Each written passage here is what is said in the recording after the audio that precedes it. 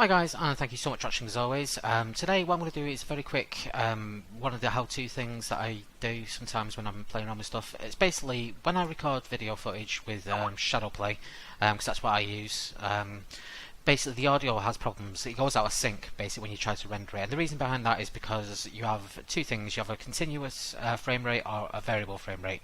So shadow play records in a variable frame rate, but Adobe Premiere Pro cannot render in variable. It has to be in continuous. So basically when the video comes to render, it can't cope with that and the audio starts going out of sync with the actual video itself.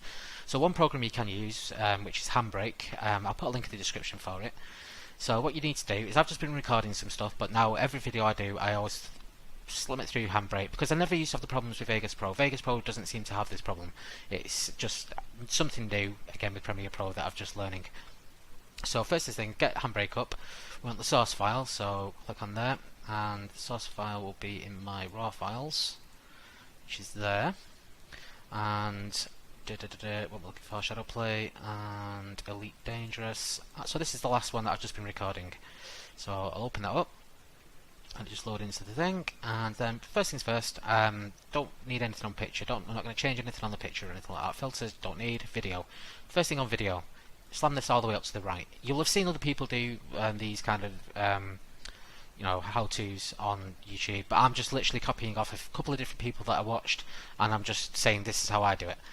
So frame rate, I recorded in 60 frames per second, and that's what Shadow Play does recording, so I'll put it as that, but I want to change it over to a constant frame rate. So it's got to be on a constant frame rate just to make sure it can be rendered properly. Audio, bitrate, change that up to 192. Because that's again what Shadow Play records in.